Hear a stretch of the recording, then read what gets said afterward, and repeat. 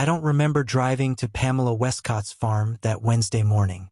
What I remember is what she said when I asked about the brown and white Pitbull in the window, and how it made my stomach drop in a way I hadn't felt since the funeral. "The people who take Brutus," she said quietly, arms crossed against the autumn chill, "don't fail because he's dangerous." She paused, looked at me with the kind of directness that makes you want to confess things you've never told anyone. "They fail because they can't handle being loved that desperately." The farmhouse wasn't what I expected. No rows of sterile kennels. No chorus of barking. Just a converted barn with weathered wood siding and a yard where golden leaves tumbled across the fence line like they had nowhere else to be. The kind of place that made you feel like you'd stepped out of time, or maybe just out of the life you'd been sleepwalking through for the past 3 years. Through a window on the east side of the house, I could see him. Brutus. He was lying on an elevated cot, the kind you'd see at a summer camp, positioned to catch the late morning sun. Brown and white coat, muscular build that should have looked intimidating but didn't. What struck me wasn't his size, it was his stillness. He wasn't sleeping. He was watching. His amber eyes tracked a woman in a chair near the bookshelf. Pamela, I assumed, following her hand as she turned the pages of whatever she was reading. He wasn't just looking at her. He was studying her, the way you'd memorize the face of someone who's about to leave on a long trip. Like he was building a mental photograph he could return to later, when she was gone. I felt something twist in my chest. "That's him," Pamela said beside me. I hadn't heard her approach. "That's Brutus." Her voice was soft, but there was weight in it. The kind of weight that comes from carrying something heavy for too long. I couldn't stop staring through the glass. "He looks calm." "He is," she said, "until he's not." I turned to face her then. Pamela Westcott was probably in her late 50s, with silver-streaked hair pulled into a loose bun and hands that looked like they'd spent decades working with animals. But it was her eyes that got me. Kind, yes, but tired. The kind of tiredness that isn't about sleep. "I need to be honest with you, Helen," she continued, and the use of my first name, like we were already past formalities, made my throat tighten. "Brutus has been returned twice. Not because he bit anyone. Not because he destroyed property. But because—" She trailed off, searching for the right words. "Because he bonds too fast. And when people leave, when they change their routine or go on vacation or decide he's too much work, he doesn't just get sad. He breaks." The word hung in the air between us. Breaks. I thought about the word. How it had felt to break 3 years ago. Standing in a hospital corridor holding a plastic bag with someone's belongings inside. How I'd spent every day since then trying to convince myself I was fine, functional, moving forward. How I'd failed.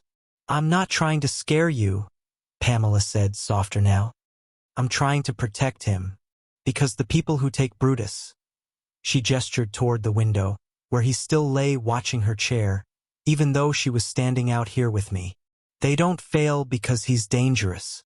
They fail because they can't handle being loved that desperately. And when they give up—" She didn't finish the sentence. She didn't need to. I looked back through the window. Brutus had shifted slightly, his gaze now fixed on the empty chair where Pamela had been sitting. Waiting. Always waiting. "Why are you rehoming him?" I asked. Pamela's expression changed. Just for a moment. Something vulnerable flickered across her face before she locked it away. "Because I'm dying," she said simply. "And I won't do that to him." The autumn wind picked up, scattering more leaves across the yard. Inside, Brutus continued his vigil. Outside, I stood frozen, trying to process what I just heard. "You can leave," Pamela added, her voice gentler now. "No judgment, no pressure. Most people do once they understand what they'd be signing up for. And that's okay. Brutus deserves someone who—" "Can I meet him?" The words came out before I'd consciously decided to speak them. Pamela studied me for a long moment. Then slowly she nodded. "Follow me." As we walked toward the door, I tried to steady my breathing. Tried to remember why I'd come here in the first place. It had started 3 weeks ago with an offhand comment from my therapist. The one I'd been seeing since the accident. The one who kept gently suggesting I re-engage with life. She'd mentioned that trauma survivors sometimes find healing through connecting with animals who'd experienced their own trauma. Parallel journeys, she'd called it. I thought it was therapeutic nonsense. But I'd looked up rescues anyway. Found Pamela's listing. Saw Brutus's photo, those watchful amber eyes staring directly into the camera like he could see through the screen, through the pixels, straight into whatever hollow space I'd been carrying around inside my chest. Now, standing at Pamela's door, I wondered if my therapist had been right, or if I was about to make the biggest mistake of both our lives. Pamela's hand rested on the doorknob. She looked at me one more time. "Before we go in," she said, "I need you to understand something. This isn't about rescuing a dog. If you take Brutus, you're making a promise. Not to me, to him. And if you break that promise..." She didn't finish. She didn't need to. I understood what she was really asking. Are you capable of being the kind of person who doesn't disappear? 3 years ago, I would have said yes without hesitation. Now, I wasn't sure, but I nodded anyway. Pamela opened the door. The room smelled like old wood and lavender. I hadn't expected that. I'd braced myself for the ammonia sting of kennels, for the industrial chill of a breeding facility. But Pamela's home was nothing like that. It was warm in a way that had nothing to do with temperature, the kind of warmth that comes from years of life lived in the same place, from books spine-cracked and reread, from furniture that knew the shape of the people who sat in it. Pamela closed the door behind us with a soft click. "He's just through there," she said, gesturing toward a doorway on the left. "But before we go in, I want you to see him first. The way I see him." She led me down a narrow hallway lined with framed photographs. Dogs of all breeds, some with ribbons, some just sleeping in patches of sunlight. At the end of the hall, she stopped at a window that looked into what must have been a sunroom. And there he was, Brutus. The afternoon light poured through the eastern windows, turning everything golden. The worn floorboards, the faded armchair, the elevated cot where he lay. He was bigger than I'd imagined from the photos. Muscular chest, broad head, coat the color of caramel and cream. The kind of dog that would make people cross the street, pull their children closer, mutter warnings. But he wasn't moving. He was lying on his side, head up, perfectly still. His amber eyes were locked on Pamela's chair, the one where she'd been sitting before she came to answer the door. He wasn't panting, wasn't fidgeting, just watching that empty chair like he was waiting for something to materialize there, like he was afraid to look away. "How long has he been like that?" I whispered, though I'm not sure why I whispered. "Since I got up to let you in," Pamela said. "About 4 minutes. For minutes of absolute stillness. For minutes of waiting for someone to return to a chair they'd only left for a moment. Something about it made my chest tight. He does this every time," Pamela continued, her voice quiet. "Every time I leave the room. Every time I move to a different chair. He tracks me, memorizes where I am. And when I'm gone, he just waits." I pressed my hand against the window frame, steadying myself. "That's not normal." "No," Pamela agreed. "It's not." She turned to face me then, and I saw that tiredness in her eyes again, the kind that goes deeper than exhaustion, that lives somewhere in the bones. "Helen, I need you to understand something before we go any further." Her voice was gentle, but there was steel underneath. "The people who take Brutus don't fail because he's dangerous. They fail because they can't handle being loved that desperately." The words hit me harder than they should have. "He's been returned twice," she continued. "The first family brought him back after 8 months. Said he was too clingy, that he followed them everywhere, cried when they left for work, wouldn't settle. They wanted a dog, not a shadow. The second family lasted 3 weeks.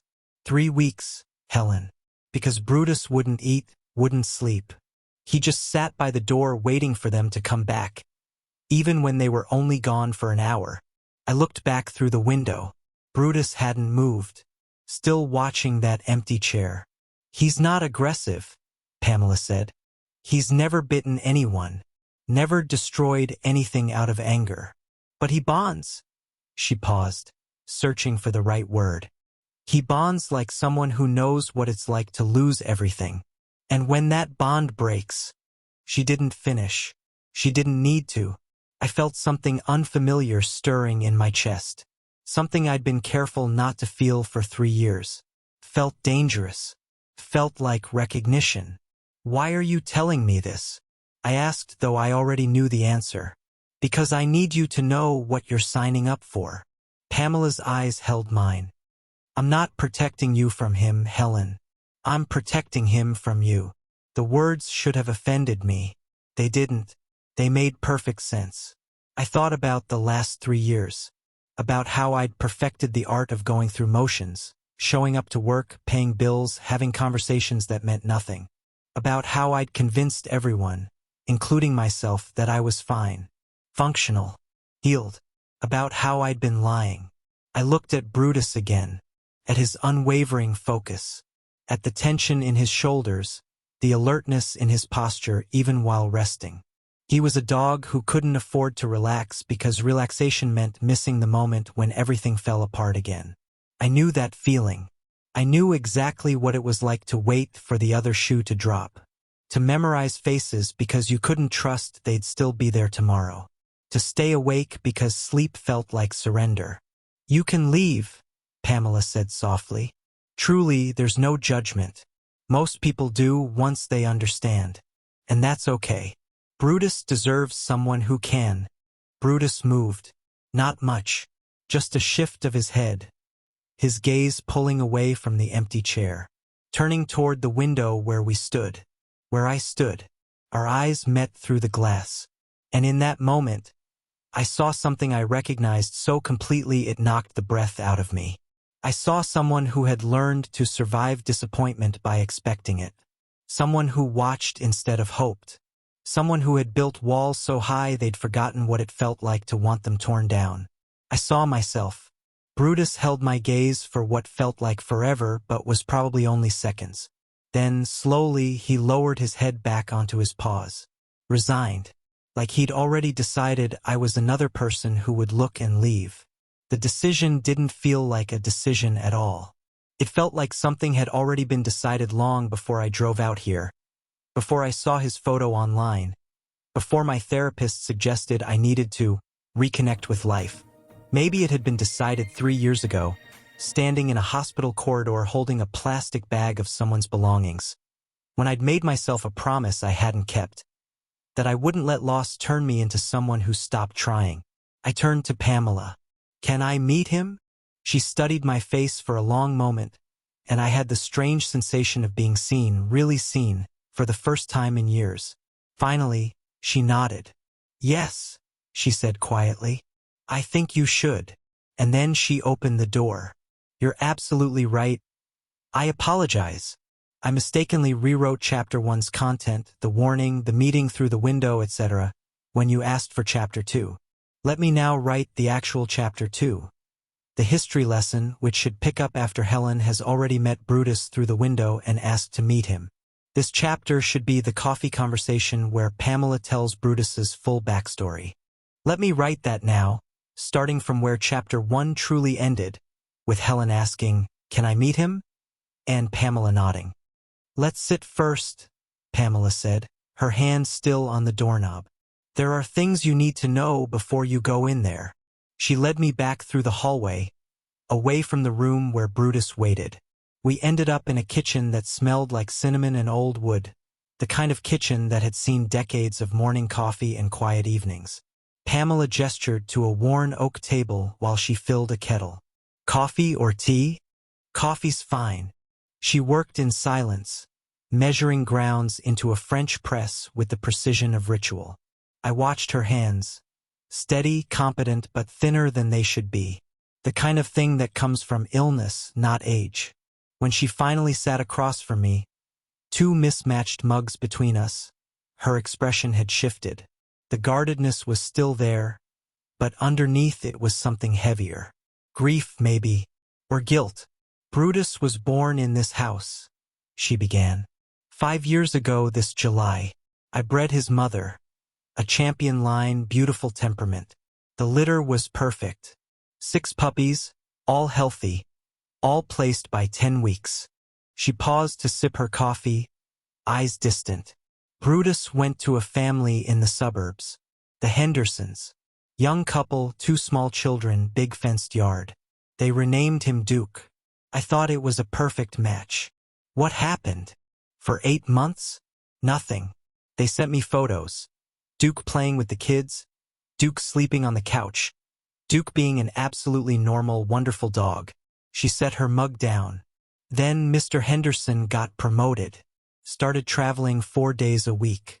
Mrs. Henderson went back to work full-time. Suddenly Duke was alone 8, 9 hours a day. I could see where this was going, but I let her continue. He didn't destroy anything, didn't have any accidents. But according to Mrs. Henderson, he'd wait by the door the entire time they were gone. When they came home, he wouldn't let them out of his sight. Followed them from room to room. If someone went upstairs, he'd sit at the bottom of the steps and whine. They called it shadowing. That doesn't sound. They returned him after 8 months. Pamela's voice went flat. Said they felt guilty leaving him alone so much. That his neediness was too much for the children to handle. That it wasn't working out. The kettle on the stove ticked as it cooled. Outside, a bird called from somewhere in the yard. I took him back, Pamela continued. Spent 2 weeks with him, trying to understand what had happened. He was different, quieter. He'd startle at sudden movements. I wouldn't play with toys. I thought maybe he just needed stability, so I found another home. Retired couple, no kids, home all day. I thought they'd be perfect. They weren't. They lasted 3 weeks. Her jaw tightened. Brutus wouldn't bond with them. I wouldn't eat properly. Spent his days lying by their front door like he was waiting for the Hendersons to come back. At night, he'd pace. They'd wake up at 3 in the morning and find him standing in their hallway, just staring at their bedroom door. I thought about what that must have looked like. A dog so broken by abandonment that he couldn't even accept new love. The husband called me terrified, Pamela said. Not of Brutus, of what they were witnessing. He said it was like watching something die in slow motion. They brought him back the next day. She stood and walked to the window over the sink, her back to me. I need you to understand something, Helen. Brutus has no bite history. 0 aggression markers. His medical records are spotless, hips, heart, joints, everything. Physically, he's a perfect specimen of the breed. But she turned to face me, and the look in her eyes made my chest tighten. But his psychological profile shows severe abandonment trauma. I had him evaluated by a veterinary behaviorist. The diagnosis was clear. Brutus doesn't just bond with people, he imprints. Like a duckling with its mother. And when that bond is broken, he doesn't adapt or move on. He shatters. The word hung in the air between us. So you kept him. For 2 years. Something shifted in her expression. Sadness mixed with something that looked like pride. I told myself it was temporary, that I'd rehabilitate him and find the right home eventually. But months passed and he started to heal. He learned to play again. I started sleeping through the night. He'd bring me his rope toy when he wanted attention. He became the dog he was supposed to be. Then why are you giving him up now? Pamela's hands gripped the edge of the sink. Because I'm dying. The words landed like a physical blow. 6 weeks ago, I was diagnosed with pancreatic cancer. Stage 3. The oncologist was very clear about the prognosis. 18 months if I'm lucky. Maybe 12. Maybe 6. I'm so sorry. Don't. Her voice was sharp, then softened. I don't need sympathy. I need you to understand why I'm doing this. I could keep Brutus. I could let him stay with me until the end. But he'd know something was wrong long before I got really sick. Dogs sense these things. And then I'd deteriorate and he'd watch it happen and then I'd be gone. Another person he loved vanished. Except this time, he'd have had to watch me die first. She moved back to the table and sat down, leaning forward with her hands clasped. I won't do that to him. I won't give him a front row seat to another loss. So I'm finding him a home now, while I still have the strength to make sure it's the right one. I stared at my coffee, trying to process what she was telling me. I'm not protecting you from him, Helen. Pamela's voice was steady now, almost fierce. I'm protecting him from you. If you take Brutus, you're making a promise. Not to me, to him. And if you break that promise, it won't just hurt him. It will destroy what's left of his ability to love. The weight of it settled over me like a blanket soaked in cold water. This wasn't about whether I wanted a dog. It wasn't about whether I had the time or resources. It was about whether I was capable of being the kind of person who doesn't disappear. I thought about the last 3 years. How I'd stopped returning calls, stopped making plans, stopped showing up for anything that required me to be present. I told myself I was healing, that I needed space. But maybe what I'd really been doing was practicing how to vanish. Can I still meet him? My voice came out quieter than I intended. Pamela studied me for a long moment. Then she stood. Come with me. We walked back to Brutus's room. Pamela opened the door slowly, and I saw him on his elevated bed, bathed in afternoon light. His amber eyes tracked our movement, first to Pamela, then to me.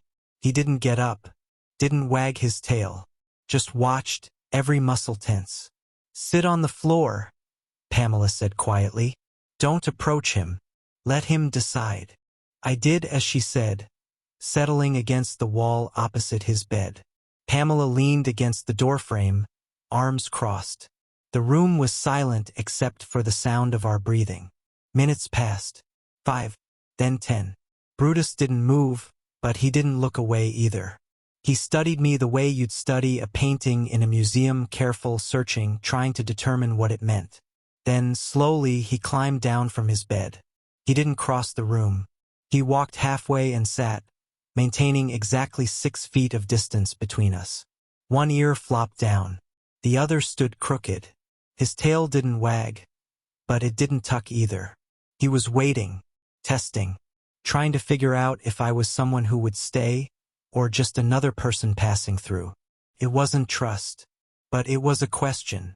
And sitting there on that floor, with autumn light filtering through the window and a dying woman watching from the doorway, I realized we were both asking the same thing. Are you brave enough to try again? I didn't have an answer yet, but I didn't leave either. The apartment looked different with Brutus in it. Smaller somehow. More exposed. I'd spent the previous day preparing. New elevated bed positioned in the corner of my bedroom where morning light would hit it, stainless steel bowls on a rubber mat in the kitchen.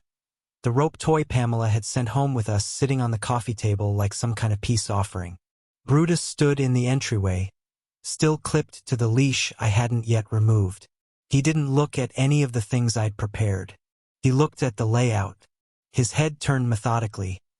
Front door behind us, living room to the left, kitchen straight ahead, hallway to the right leading to the bedroom and bathroom. His nostrils flared, taking in the unfamiliar scents. His body remained coiled tight, weight balanced like he might need to move quickly. He wasn't exploring. He was mapping escape routes. I unclipped the leash. Okay, buddy. This is home. The word felt presumptuous the moment it left my mouth. Brutus moved through the apartment with the precision of a building inspector. Living room. He circled the couch, sniffed the baseboards, checked behind the curtains. Kitchen. He investigated under the table, nosed the cabinet doors, studied the back door that led to the shared courtyard. Bedroom. He entered cautiously, scanned the closet, checked under the bed, examined the window. At no point did his shoulders drop. At no point did his tail wag. When he finished his survey, he returned to the living room and sat in the center of the space, equidistant from every exit. "You must be hungry," I said, trying to sound normal. "Pamela said you eat around 6. I filled one of the new bowls with the food Pamela had sent. The same brand, the same amount, everything exactly as she'd written in the instructions she'd pressed into my hand before I left. Brutus watched me from his position in the living room. When I set the bowl down, he didn't move. "It's okay," I told him. "You can eat." He stood slowly and approached the kitchen, head low. He sniffed the bowl, looked at me, looked at the bowl, then finally began to eat. But not the way a normal dog eats, with enthusiasm, with focus on the food itself. Brutus ate in careful bites, his eyes flicking to me between each one, monitoring, making sure I was still there, making sure I wasn't moving toward the door. Took him 15 minutes to finish a meal that should have taken 5. I showed him his bed next, the elevated cot position to catch the morning sun, exactly like the one at Pamela's. I patted the fabric. "This is yours. You can rest here whenever you want." Brutus sniffed it, circled it once, then walked away and sat in the hallway. Not in the bedroom, not in the living room, in the hallway where he could see both the front door and my bedroom door simultaneously. I tried to act normal, made myself dinner, ate while Brutus watched from his hallway post, washed dishes while he remained motionless, sat on the couch with a book I couldn't focus on while his amber eyes tracked every small movement I made. As evening fell and the apartment filled with shadows, something shifted in Brutus's energy. He stood. Then he began to pace. Not frantic, not random. Purposeful. Front door. Check the locks. Sniff the threshold. Listen for sounds on the other side. Back to me, visual confirmation. Bedroom door. Scan the interior. Check the window, verify the exits. Back to me, visual confirmation. Over and over. A circuit burned into his nervous system by repeated trauma. He wasn't exploring anymore. He was monitoring, preparing, trying to predict where the abandonment would come from this time. "Brutus," I said softly, "it's okay. I'm not going anywhere." He paused mid-circuit to look at me, and the expression in his eyes made something crack in my chest. It wasn't trust one saw there. It wasn't even hope. It was exhaustion. The exhaustion of someone who's been bracing for disaster so long they can't remember what safety feels like. By 11, I couldn't keep my eyes open any longer. "I'm going to bed," I told him, like he could understand the words, like announcing my intentions would somehow make them less threatening. I brushed my teeth, changed into pajamas, pulled back the covers. Through the open bedroom door, I could see Brutus sitting in the hallway, perfectly positioned to watch me. "You can come in," I called. "Your bed is right here." He didn't move. I tried a different approach, walking to his new bed and patting it again. "Come on. You'll be more comfortable." His eyes followed my movement, but his body remained planted in the hallway. Fine. I'd leave the door open and eventually he'd settle. I climbed into bed, turned off the lamp, and lay in the darkness listening to the sound of my own breathing, and the occasional creak of the building settling, and the distant sound of traffic on the street below. At some point, I drifted into something that wasn't quite sleep. At 2 a.m., my bladder woke me. I got up to use the bathroom and found Brutus in exactly the same position, sitting upright in the hallway, facing my bedroom door, eyes wide and alert in the darkness. He'd been there for 3 hours. Hadn't moved. Hadn't rested. Just watched. When I stepped into the hallway, he flinched. Not backward, but inward. Like he was bracing for something. When I moved toward the bathroom instead of the front door, I saw his whole body exhale. He thought I was leaving. Every time I moved, he thought I was leaving. I finished in the bathroom and returned to the hallway. Brutus watched me pass, his head turning to track my movement back to the bedroom. I stood in the doorway, looking at him. "You can't stay up all night," I said quietly. His tail didn't wag. He didn't blink. I tried closing the door, just to see what would happen. The whine that came from him was unlike any sound I'd heard from a dog before. It wasn't demanding. It wasn't angry. It was broken. A sound of pure, distilled anguish. I opened the door immediately. Brutus stopped whining but didn't move from his post. I stood there in the dark hallway, looking at this dog who was so terrified of abandonment that he couldn't even sleep, and I finally understood what Pamela had been trying to tell me. This wasn't about training. This wasn't about patience or consistency or any of the normal dog owner challenges. Brutus wasn't being stubborn or difficult. He was terrified. He'd been here before, new place, new person, new smells, and every time it had ended the same way. So now he was trying to catch the moment when I would disappear. If he stayed alert, stayed vigilant, maybe he could prevent it. Maybe he could control it.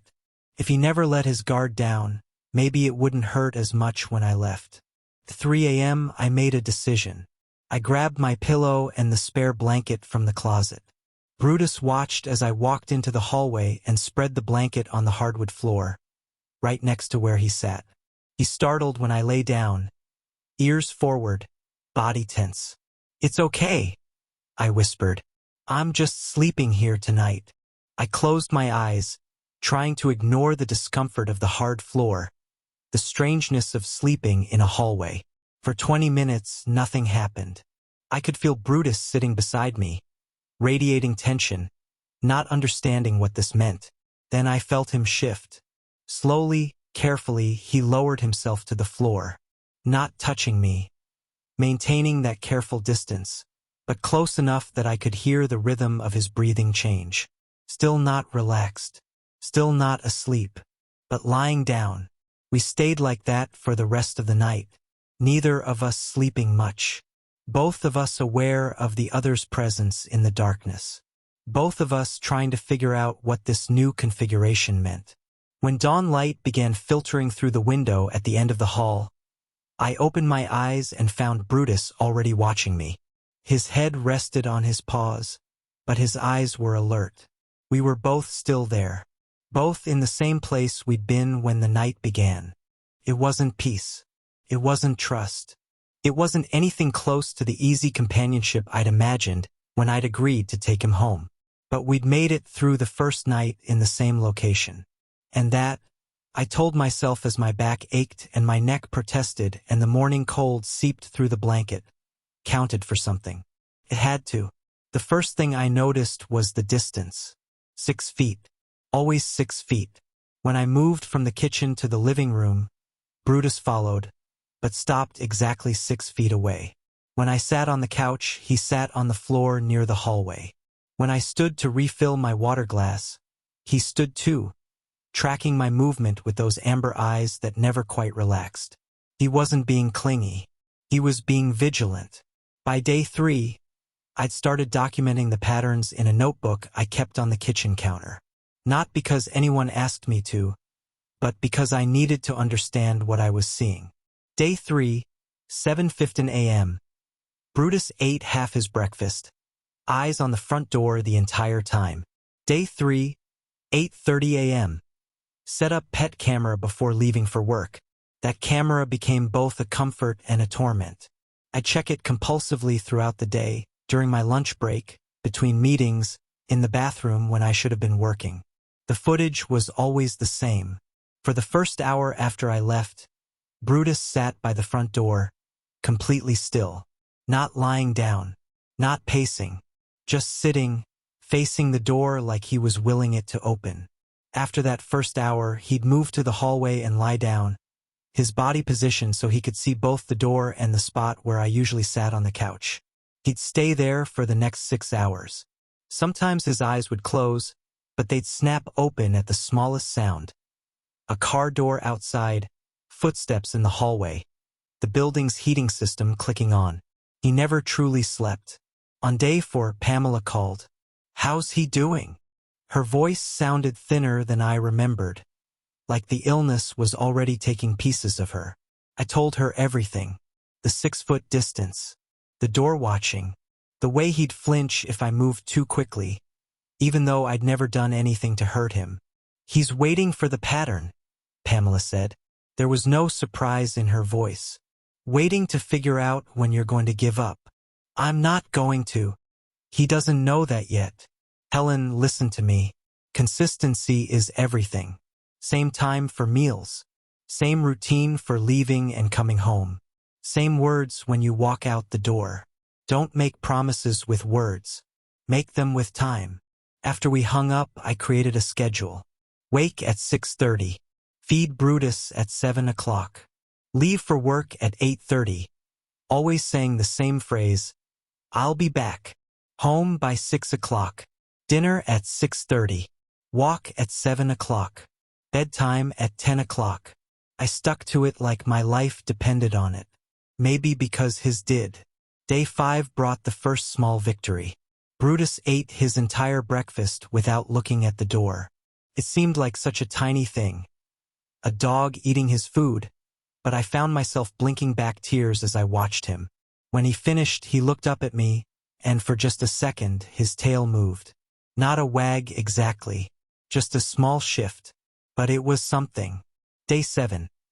I was in the bedroom folding laundry when I realized I couldn't hear him. My heart lurched, the same panic that came every time he was out of sight. I walked to the living room expecting to find him in the hallway, in his usual vigilant position. But he was on his bed, asleep, actually asleep, his sides rising and falling in a steady rhythm. His face relaxed in a way I'd never seen. I stood there for 20 minutes, afraid to move, afraid to break whatever spell had finally let him rest. Day 9. I came home from work and said my usual, I'm back, as I opened the door. Brutus was there as always, but this time his tail wagged. Just twice, barely visible movements that could have been involuntary. But they weren't. I saw it in his eyes. Some tiny part of him was happy I'd come home. I knelt down, maintaining the 6-foot distance he needed, and felt something crack open in my chest. That evening, I noticed the rope toy. Pamela had packed it with his things. A worn, frayed piece of braided cotton in faded blue and white. His favorite, she'd written on the note attached to his bed. But in 9 days, I'd never seen Brutus touch it. It sat in the corner of the living room, ignored. On impulse, I picked it up. The fabric was soft from years of use, the ends unraveling. I could imagine a younger Brutus, before the heartbreak, playing tug-of-war with Pamela in that farmhouse kitchen. I tossed it gently toward him. Not at him, just near him. It landed about 3 feet from where he sat. Brutus looked at the toy, then at me, then back at the toy. He didn't move. I waited, hoping he'd pick it up, shake it, do something that looked like the playful dog Pamela had described. But he just stared at it like it was something from another life. Something that belonged to a version of himself that no longer existed. That's when I understood. Playing means trusting. It means believing the good moment won't be ripped away. And for Brutus, trust was still too expensive. I put the toy back in the corner and didn't try again. Day 12 shattered everything. I left work at my usual time, but traffic on the highway had other plans. An accident. 3 lanes merged into one. 45 minutes crawling forward at 5 miles per hour. Then another 45 sitting completely still. I called my apartment's landline, knowing Brutus couldn't answer but needing to hear my own voice in that space. I'm coming home, I said to my answering machine. I promise I'm coming home. By the time I pulled into my parking spot, I was 90 minutes late. 90 minutes past the routine I'd so carefully constructed. I ran up the stairs, fumbling with my keys. I'm back, I called out as I opened the door. Silence. Brutus wasn't by the door. Wasn't in the hallway. My heart started hammering against my ribs. Brutus. I found him in my bedroom closet, pressed into the back corner behind my winter coats. His body was trembling. Not shivering from cold, but shaking from something much deeper. His eyes were open but unfocused, pupils dilated. He was breathing in short, rapid gasps. He wasn't seeing my apartment. He was somewhere else. Somewhere the people he loved didn't come back. Hey! I said softly, sitting down outside the closet, not reaching for him, not trying to pull him out. I'm here. I'm sorry I'm late. There was an accident on the highway. My voice caught. I kept talking anyway. About the traffic. About the sunset I'd seen through my windshield. Orange and pink spreading across the sky. About how I'd kept checking the clock, watching the minutes tick past 6 o'clock, past 6:30, knowing he was waiting. I'm not leaving, I whispered. I know you don't believe that yet, but I'm not. 2 hours passed. I stayed on the floor, my back against the wall, talking when I had words and sitting in silence when I didn't. My legs went numb. My back started to ache. Finally, Brutus emerged. He didn't come to me. He walked past me to his water bowl and drank for a long time. Then he went to his bed and lay down, facing away from me. I tried to give him dinner. He wouldn't touch it. That night, I lay awake in bed, staring at the ceiling. I'd been treating this like a problem I could solve with patience and good intentions. Like Brutus was a puzzle where if I just found the right combination, the right routine, the right words, the right amount of time, everything would click into place. But Pamela had tried to tell me, this wasn't a puzzle. It was a wound, and wounds don't heal on a schedule. They don't respond to good intentions or perfect routines. They heal slowly, painfully, with setbacks and scars and days when everything feels impossible. In the living room, I could hear Brutus shifting on his bed, still awake, still watching the door even in the darkness. I closed my eyes and tried not to think about what would happen the next time I was late, or the time after that, or all the inevitable moments when life would refuse to follow the schedule I'd so carefully built. I tried not to think about whether I was strong enough for this, but I thought about it anyway. I knew something was wrong before I even opened the door. 3 weeks, 21 days of careful routine, of measuring my departures in minutes, of coming home to find Brutus waiting in his designated spot by the entrance. 21 days of small victories. A tail wag here, a moment of relaxed sleep there. All of it shattered in the silence behind my apartment door. He wasn't there. Brutus. My voice came out too loud in the empty hallway. I dropped my bag, keys still in my hand. Brutus, where are you? The apartment was too quiet. Not the peaceful quiet of an afternoon nap, but the held-breath quiet of something gone terribly wrong. I found him in the bathroom, collapsed on the tile floor, his brown and white body heaving with rapid, shallow breaths that sounded like they were being pulled through broken glass. His eyes were open but unfocused, pupils blown so wide they'd swallowed the amber. Foam gathered at the corners of his mouth. Oh God! Oh God! Brutus. My hands shook as I fumbled for my phone. The emergency vet clinic. I'd saved the number 3 weeks ago, just in case. It rang twice before someone answered. This is Animal Emergency Services. My dog. He's collapsed. He's breathing really fast. His eyes are... I don't know what's happening. Ma'am, I need you to stay calm. Is he conscious? I knelt on the cold tile, one hand hovering over Brutus's side. Yes, his eyes are open, but he's not looking at me. He's not here. Can you bring him in immediately? Yes, I'm coming now. I hung up and stared at 70 pounds of trembling muscle. I couldn't lift him, could barely get him to acknowledge my presence on good days, let alone in whatever crisis had seized his body. Brutus. I kept my voice low, steady, even though my heart was hammering. Brutus, I need you to get up. Please, we need to go. Nothing. Just that awful rapid breathing. I grabbed his leash from the hook by the door and brought it back. The clip attached to his collar with a soft click. Come on, buddy. Please. I know you're scared. I'm scared too. But we have to move. I tugged gently on the leash. Brutus's eyes flickered toward me, just for a second, and then he was trying to stand. His legs trembled, nearly gave out. He moved like he was underwater, every step requiring conscious effort his body didn't want to make. We stumbled to the car together. I opened the back door and he half fell, half climbed inside. By the time I got behind the wheel, my hands were shaking so badly I could barely grip the steering wheel. The drive took 12 minutes.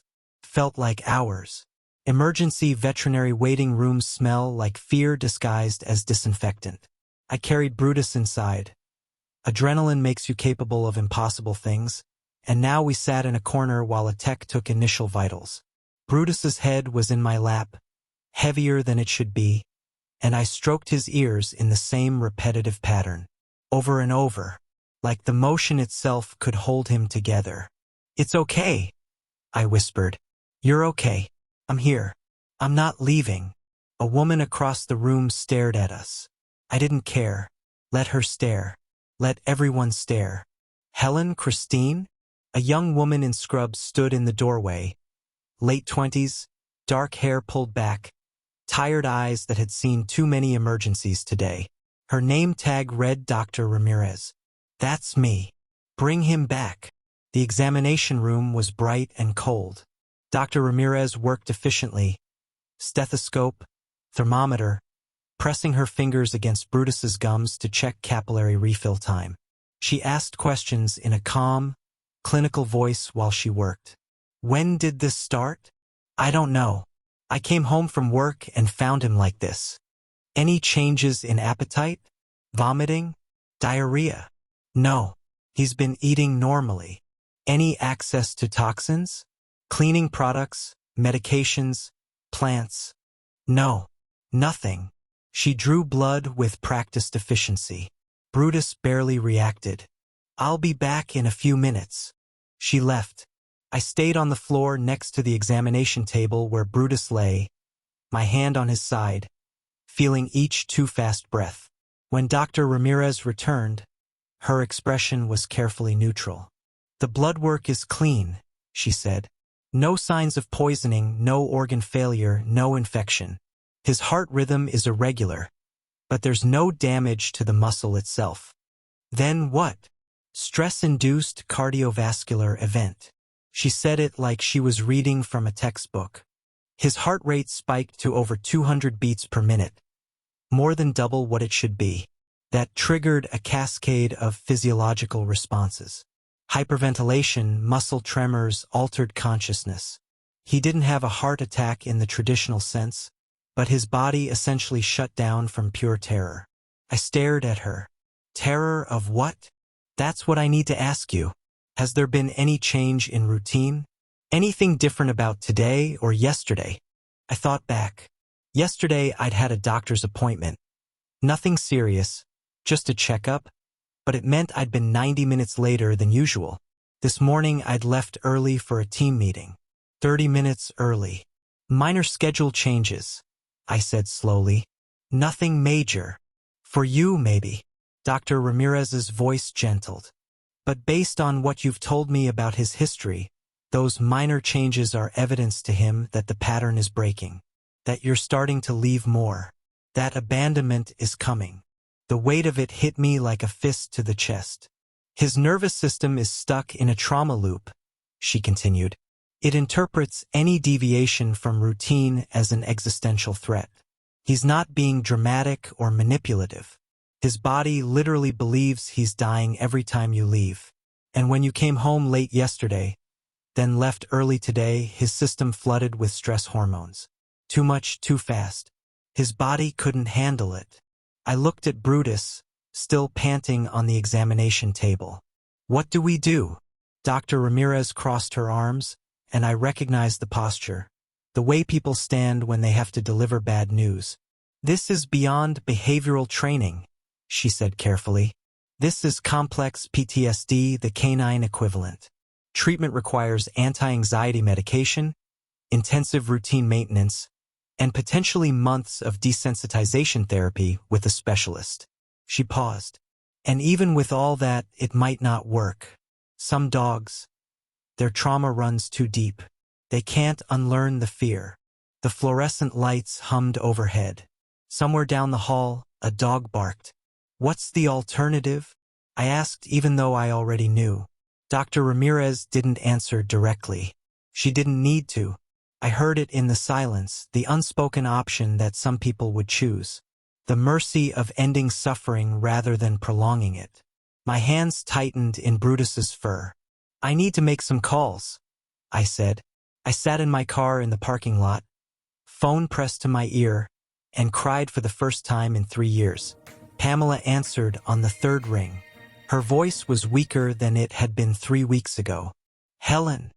He collapsed. The words came out broken. I came home and he was on the bathroom floor. The vet says it's trauma. That his body shut down from stress. That we might not be able to fix this. Silence on the other end. Long enough that I thought the call had dropped. Then, I gave him to you because I thought you could handle this. Her voice was rough, exhausted. Was I wrong? The question hung between us. I looked through the clinic windows. Inside, under sedation, Brutus was finally sleeping. His face was peaceful. No tension around his eyes.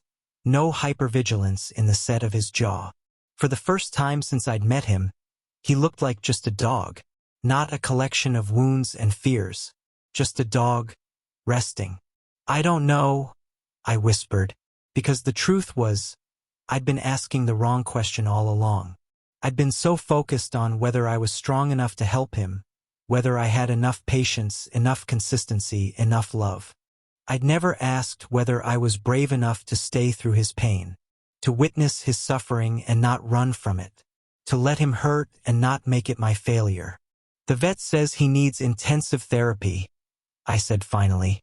Months of it. And it might not work. Another long silence. But it might, Pamela said quietly. And isn't that worth trying? Through the window, I watched a vet tech check on Brutus. Watched his sides rise and fall in the steady rhythm of medicated sleep.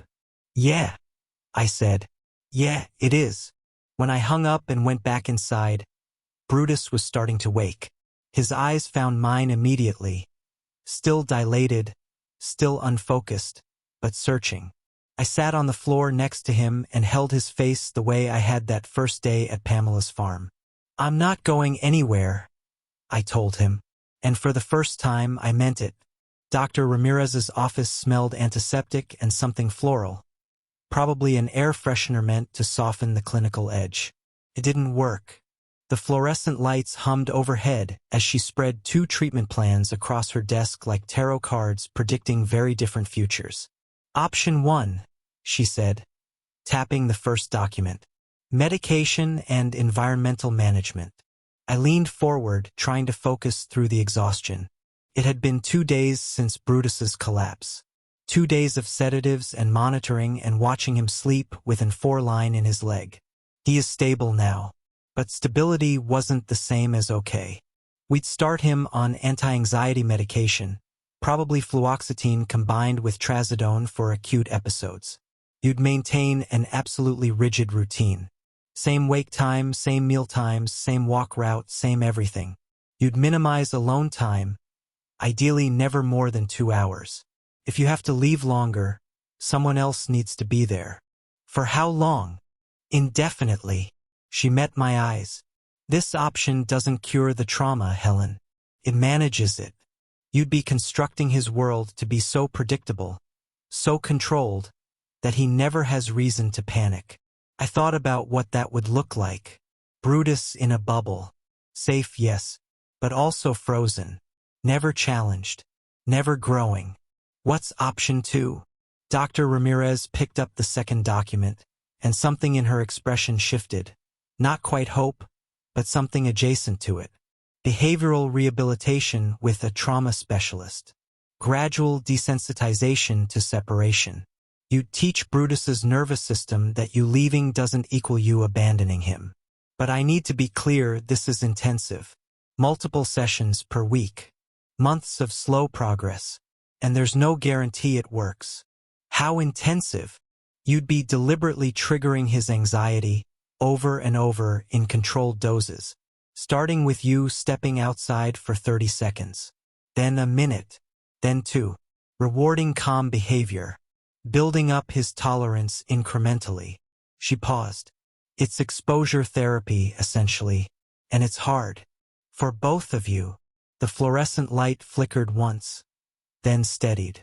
What's the success rate? 60%, maybe.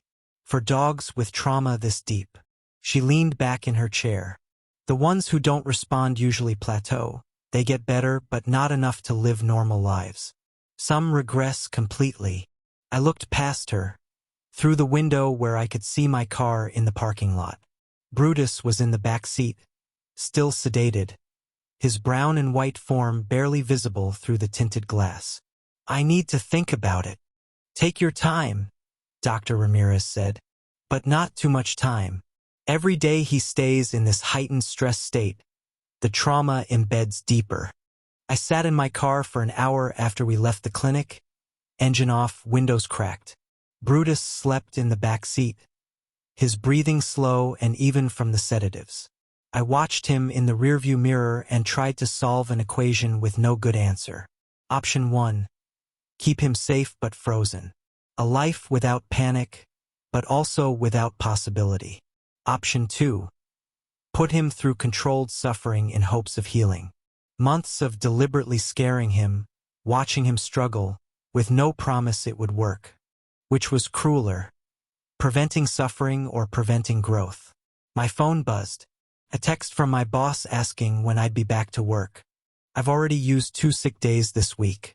I typed out a response about needing a few more days. Then deleted it. Typed it again. Deleted it again. Finally, I just turned the phone off. The weekend disappeared into research.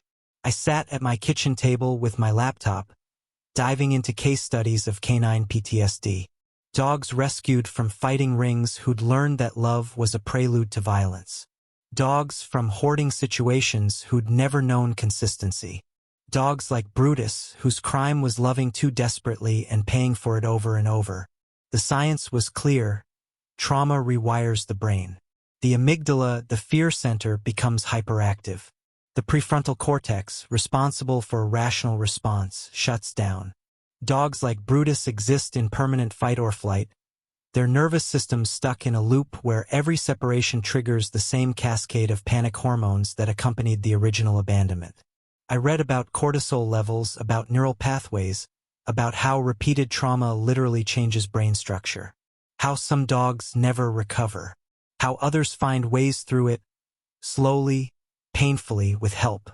Around midnight on Saturday, I found a video of a separation anxiety rehabilitation session. A golden retriever named Max returned twice for the same issues as Brutus. The video showed his owner stepping outside for 15 seconds. Max immediately began pacing, whining. When she came back in, she ignored him, no big greeting, just casual re-entry. They did it again and again. By the 20th repetition, Max's reaction time had decreased by 5 seconds. It was the smallest victory imaginable. Took them 9 months. But at the end of the video, Max was sleeping peacefully while his owner left for work.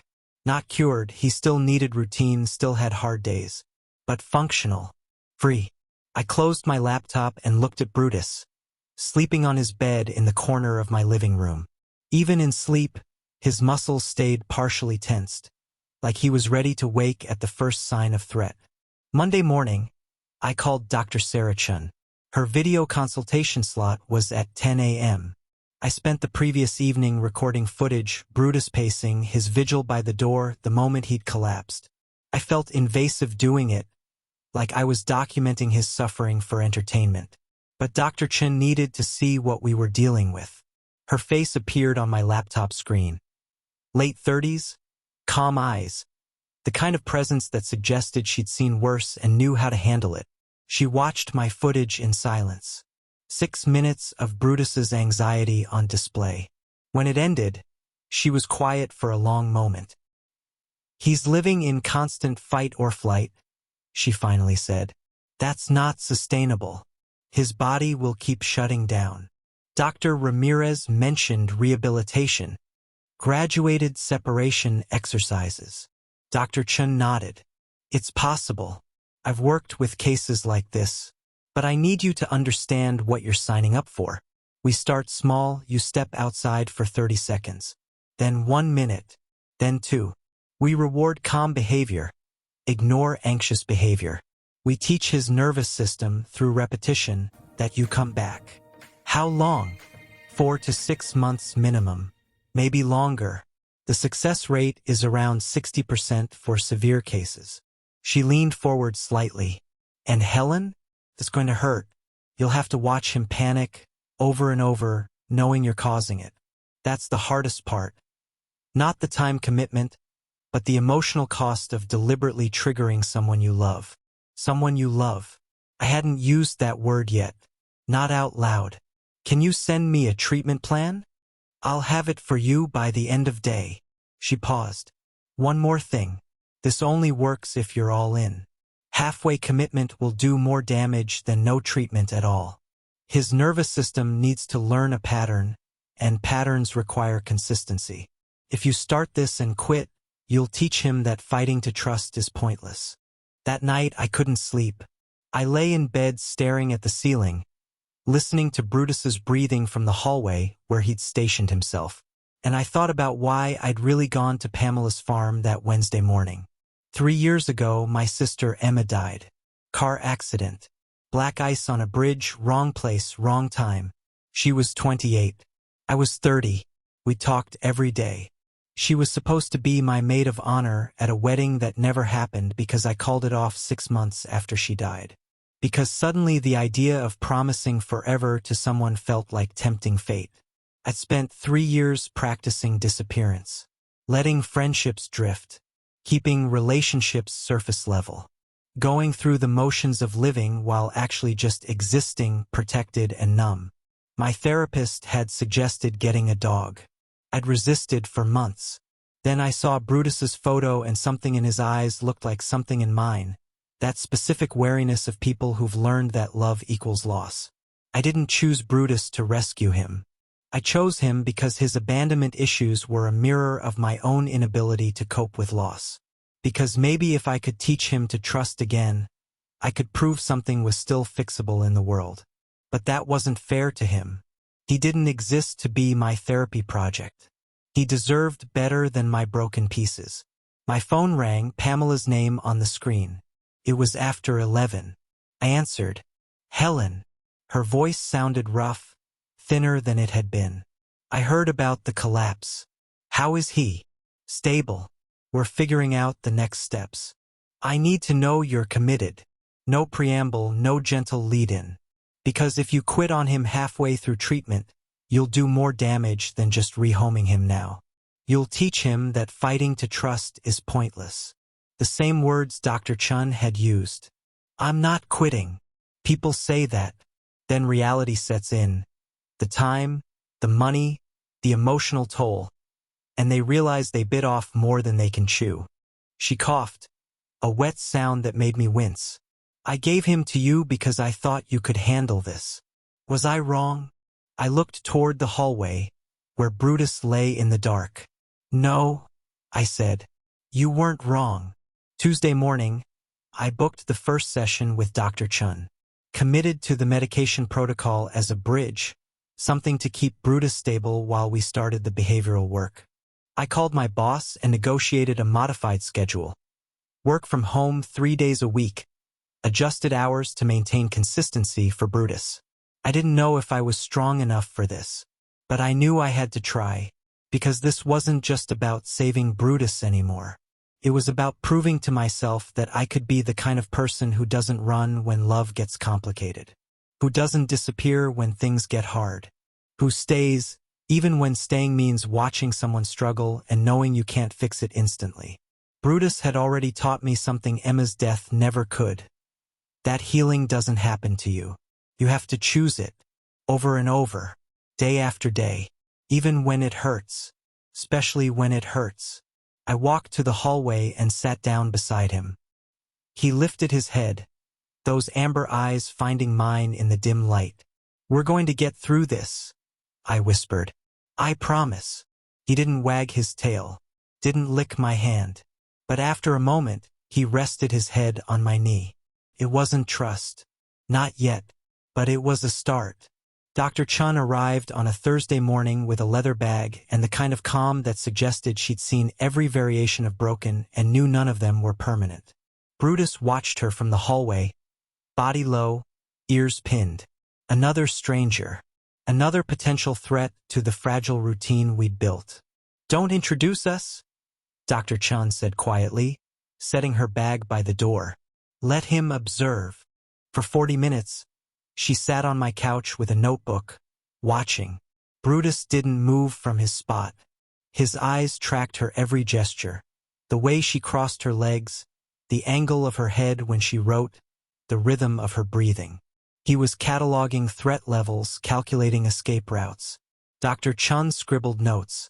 When she finally spoke, her voice was matter-of-fact. "He's got deep trauma architecture. See how he's positioned himself?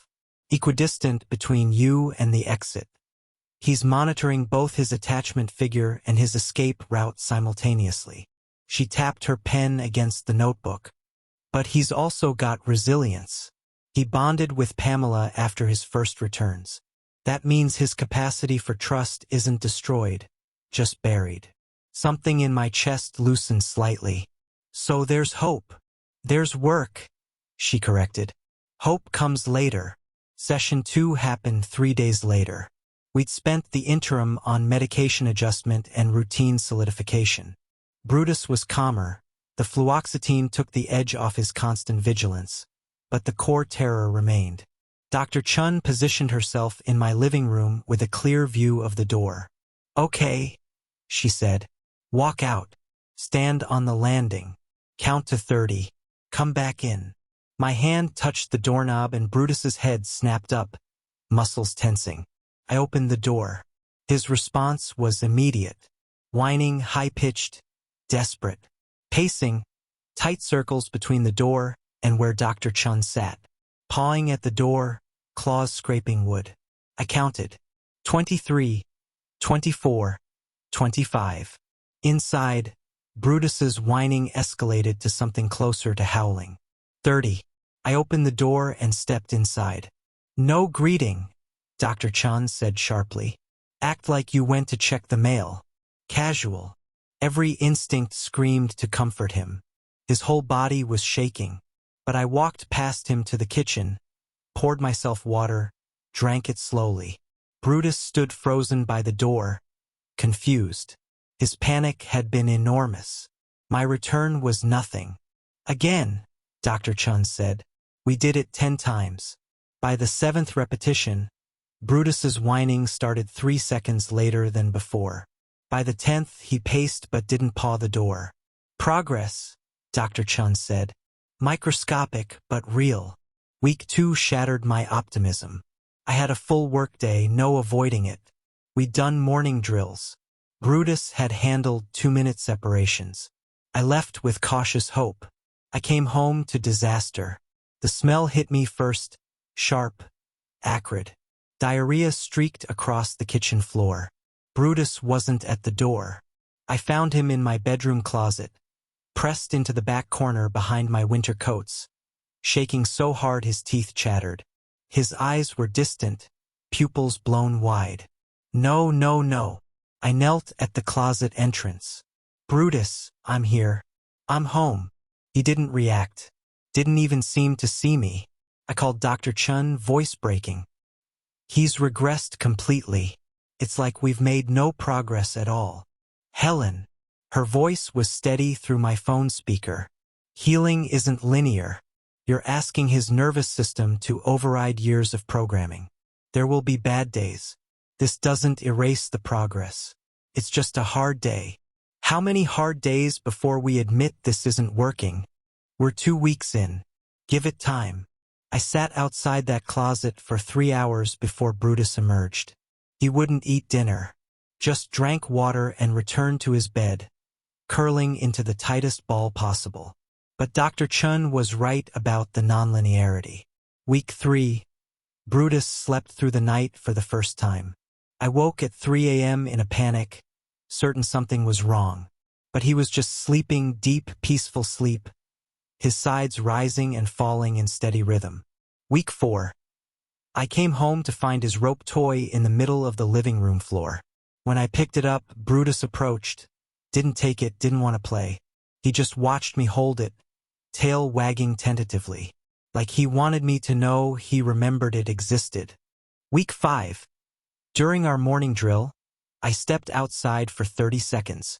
Brutus whined but stayed planted by the couch. No pacing, no pawing, just vocal protest, then waiting. Week 6. 2 minutes outside. Brutus sat by the door, ears forward, but calm. When I came back in, his tail wagged before I even crossed the threshold. Small victories, microscopic progress, but progress. Week 8 brought the moment I'd been afraid to hope for. I came home from work, normal day, routine timing. But when I opened the door, Brutus wasn't there. My heart stopped. Trauma flashback. Finding him collapsed, finding him in the closet. I found him on his elevated bed by the window, watching the street below. When he saw me, his tail wagged. Not frantic relief, not desperate gratitude, just happiness. "Hey, buddy." He climbed down and trotted over, leaning against my legs for a greeting. The quality of his body language was different. Loose, easy. Not "thank God you're alive." Just "oh good, you're home." I sat on the floor and cried. Week 10. Pamela called asking to visit. She was thinner when she arrived, moving with the careful deliberation of someone whose body had become unreliable. Brutus's ears pricked when he heard her voice in the hallway. When I opened the door, Pamela's eyes went straight to him. "Hello, my boy." Brutus approached, tail wagging. He pressed against her legs, accepting her touch. But then he did something that made my throat tighten. He looked back at me, checking in, making sure I was still there. He greeted Pamela warmly, but he didn't try to stay with her. He kept returning to my side. "He knows who he belongs to now," Pamela whispered. We sat together, Pamela and I, while Brutus settled on his bed, something he'd never done with visitors before. Pamela's hand trembled slightly around her tea mug.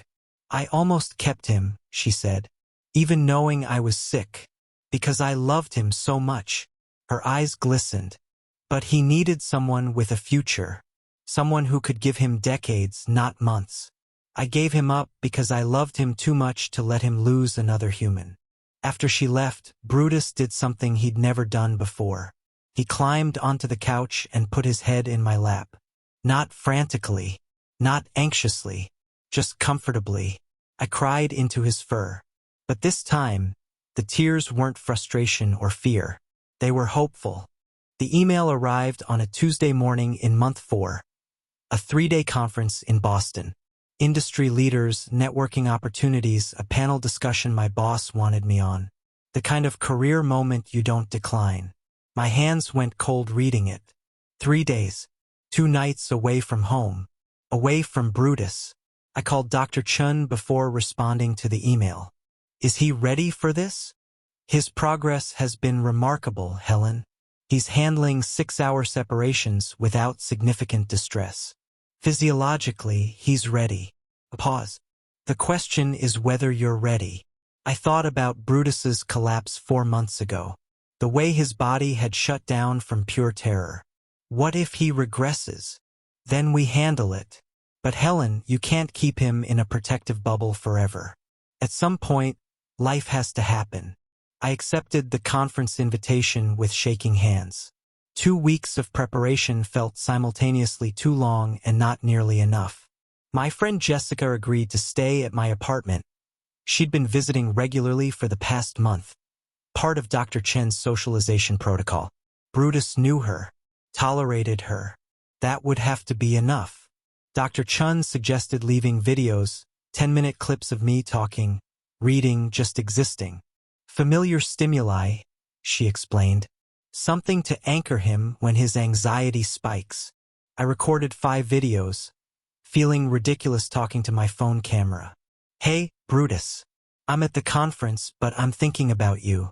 Remember, I always come back. We practiced extended separations. 6 hours became 7, then 8. Brutus handled them with increasing ease, settling on his bed, even sleeping. But overnight was different. Overnight meant darkness, meant the full cycle of absence that mirrored his previous abandonments. The night before I left, I barely slept. I lay in bed listening to Brutus breathe from his elevated bed, memorizing the sound. The morning of departure, Brutus knew. He saw the suitcase by the door and his whole body tensed.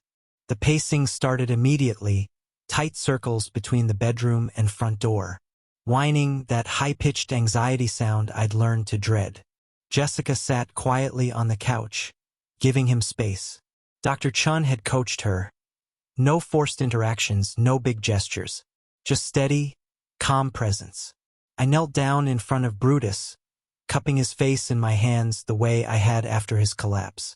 His amber eyes locked on mine, searching. "I'm coming back," I whispered. "I promise. I always come back." He didn't understand the words. I knew that. But maybe he understood the tone. The way my hands stayed gentle. The fact that I was making eye contact instead of avoiding it. His whining softened to a low whimper. I stood, grabbed my suitcase, and walked out before I could change my mind. Jessica's first text arrived an hour later. Pacing and whining for first 30 minutes. Settling now. On his bed. I was at the airport, staring at the message like it was a medical report. Second hour. Still on bed. Not sleeping. Just watching the door. Evening. Ate half his dinner. Drinking water. Lying in the hallway near your bedroom. Bedtime. Outside your closed bedroom door. I tried to coax him to his bed, but he won't move. I'm leaving him be. 1 a.m. He's sleeping but restless. Woke up twice, checked the door, went back to sleep. I was in my hotel room, exhausted from travel and networking but unable to close my eyes. Every notification made my heart jump. But he didn't collapse. Didn't have a medical crisis. He was anxious, of course he was, but he was coping. He was waiting. Not panicking. Just waiting. The conference was a blur of presentations I barely heard. During a coffee break, my coworker Amanda cornered me by the refreshments table. "You okay? You've checked your phone about 40 times this morning." I hesitated, then found myself explaining. The whole story, Brutus's trauma, the therapy, the overnight test. Words poured out in a way they hadn't in 3 years. Amanda listened, then said something simple. "You really love that dog, huh?" The word stopped me.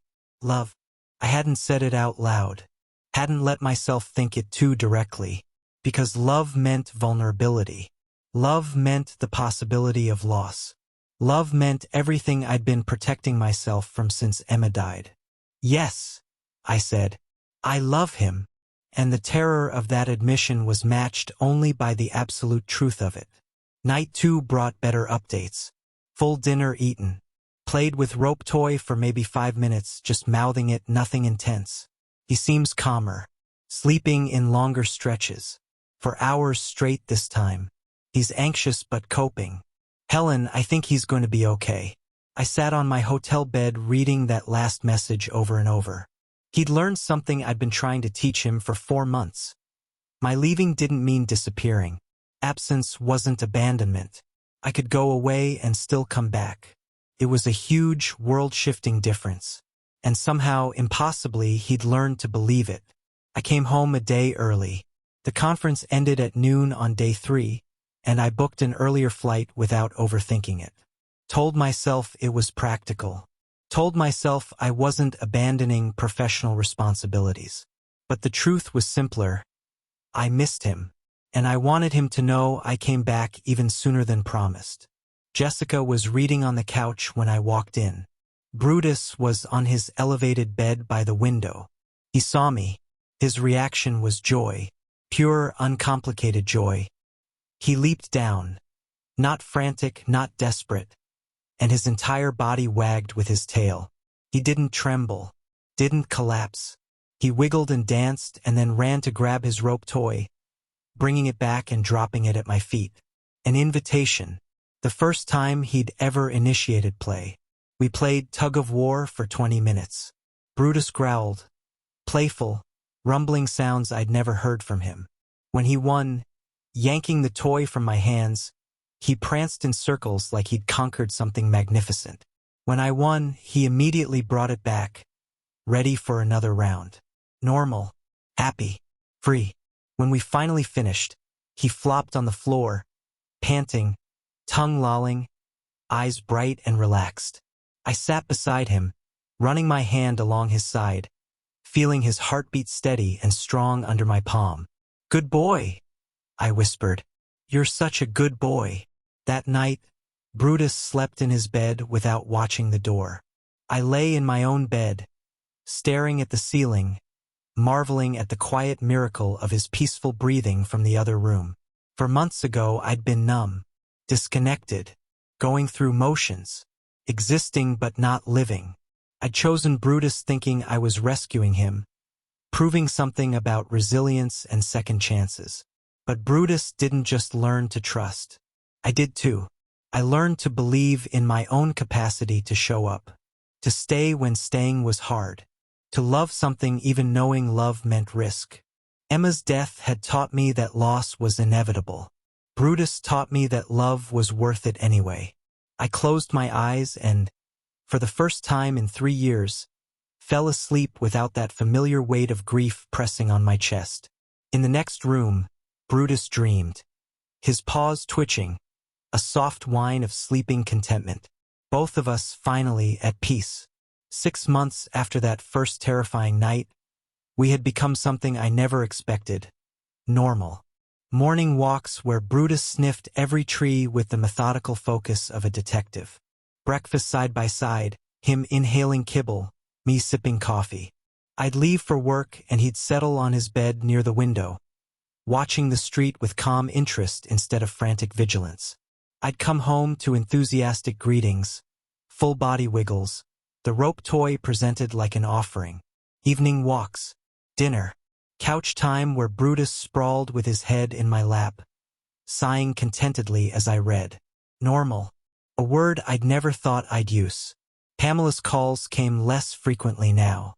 The illness was accelerating, each conversation punctuated by labored breathing, longer pauses. But she always asked about Brutus. I sent photos. Brutus mid-leap at the dog park. Brutus sleeping in a patch of sunlight. Brutus with his rope toy hanging from his mouth like a prize. Her responses were brief but pierced straight through. "That's my boy. You did it. Thank you." When Pamela called asking if we could visit, I heard something final in her voice. "I'm in home hospice now," she said quietly. "At the farmhouse. I'd like to see him one more time, if it's not too much trouble." "It's not trouble," I said, throat tight. "We'll come this weekend." I called Dr. Chun, anxious. Will this confuse him? Set back his progress? It's closure, Helen. For both of them. Brutus needs to say goodbye too. The farmhouse looked smaller than I remembered. Autumn leaves covered the yard where Brutus had once played as a puppy, where Pamela had cared for him during his darkest days. Brutus tensed as we approached the door. So many familiar smells, but everything felt different. Inside, the living room had been converted to a hospice space.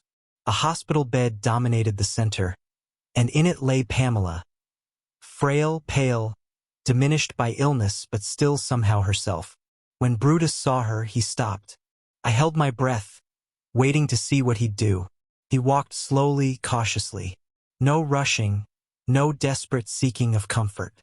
He approached the bed and sniffed Pamela's outstretched hand, investigating.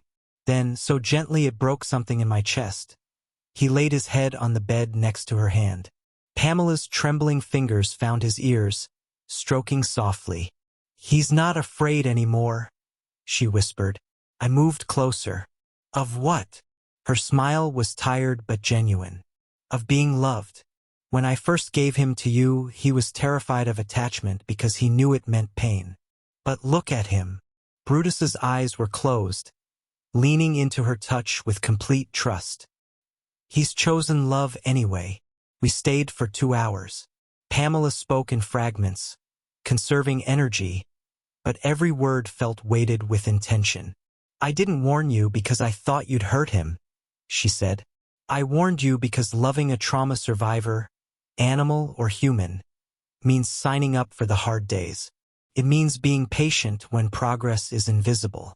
It means staying when leaving would be easier." She paused for breath, her chest rising and falling with effort. "I warned you because I needed to know you wouldn't quit. And you didn't." Brutus remained close to Pamela but kept turning to look at me, checking, confirming I was still there. His attachment had shifted. She was his past. I was his present. When it was time to leave, Pamela whispered something to Brutus that I couldn't hear. He licked her hand once, gentle, deliberate, then walked to my side. Pamela's eyes filled with tears. "He knows who he belongs to now." 1 week later, Pamela passed away peacefully in her sleep.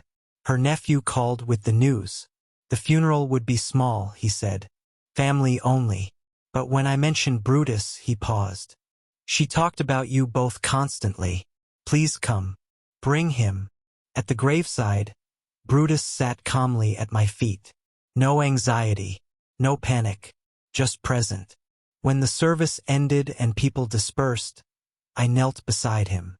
"She loved you so much," I whispered. "She gave you up because she loved you." Brutus's tail thumped once against the grass. Driving home, the revelation hit me with unexpected force. What broke my heart wasn't Brutus's trauma, wasn't Pamela's death, wasn't the collapse or the therapy or the endless hard days. What broke my heart was understanding that this story was never about a dangerous dog being saved. It was about two broken beings learning the same impossible lesson. That surviving loss doesn't mean never loving again. It means loving anyway, even knowing loss is inevitable. Pamela didn't give Brutus up because she couldn't love him. She gave him up because she loved him enough to want him to have more than she could give. The future, decades, a life beyond her diminishing timeline. And I didn't take Brutus to rescue him. I took him because somewhere deep down, I needed proof that broken things could heal. That Emma's death hadn't permanently shattered my capacity for connection. That love was still possible, even for someone who'd learned to fear it. Home. Evening lights slanted through the windows, golden and warm. Brutus lay on his elevated bed, the same one from Pamela's farmhouse, which her nephew had insisted I take. He watched me read, amber eyes peaceful, body relaxed. But there was a difference from those first days at Pamela's farm. He wasn't memorizing what peace looked like anymore. He was living in it. I looked up from my book. Brutus's tail thumped once. A greeting, an acknowledgement of my attention. Neither of us was fixed. Brutus still had hard days. Loud noises could trigger anxiety. Unexpected schedule changes required careful management. I still struggled with loss. Certain songs, certain memories of Emma could knock the air from my lungs. But we'd learned something crucial. Love isn't about being undamaged. It's about being brave enough to stay. I finally understood Pamela's warning. It wasn't that Brutus would hurt me. Wasn't even that I might fail him. The warning was this.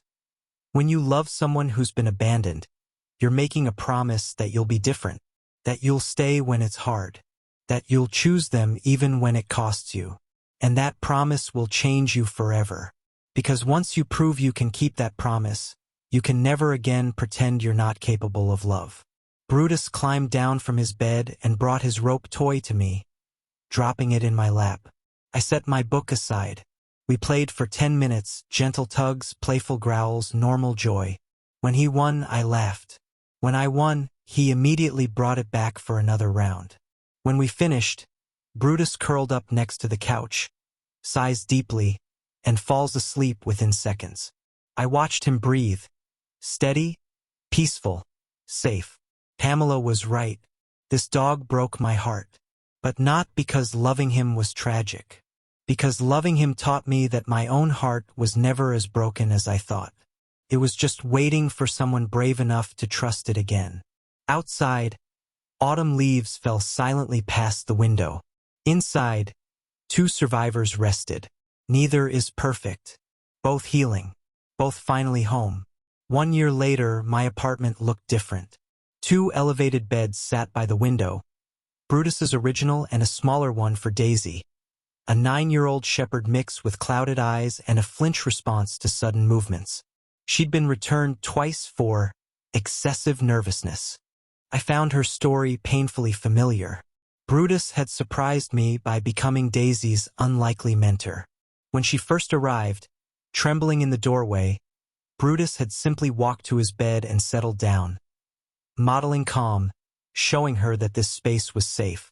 When she refused to eat for the first 2 days, he ate his meals near her bowl, demonstrating routine without pressure.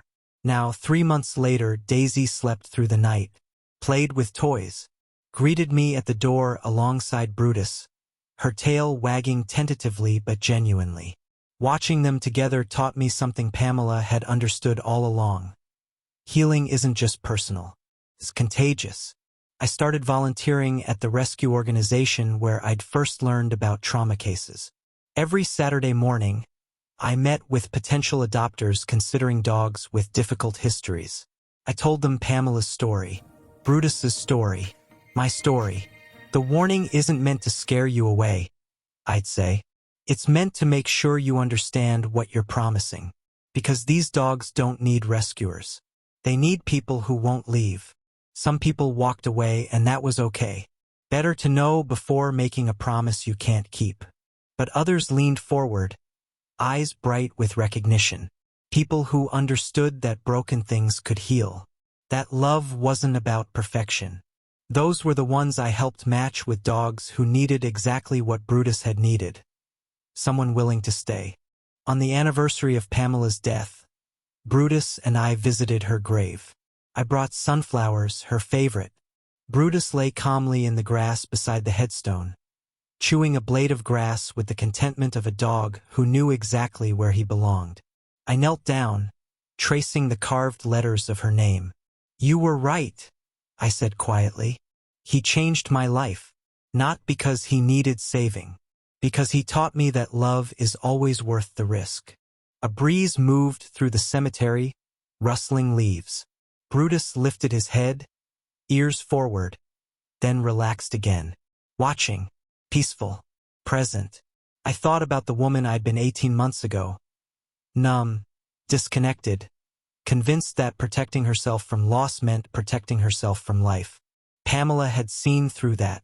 She'd recognized someone else who needed healing, who needed to learn that surviving heartbreak didn't mean avoiding love. She'd given me Brutus not because he needed saving, but because we needed each other. "Thank you," I whispered. Brutus and I walked back to the car together, his gait easy and confident. At home, Daisy would be waiting, still nervous, still healing, but trusting a little more each day. Two broken things learning to be whole, just like Brutus and me, just like Pamela had planned all along. The breeder's warning had come true. Loving Brutus had broken my heart. But what broke wasn't the heart itself. It was every wall I'd built around it. And in the space those walls had occupied, something better had grown. Not protection, but home.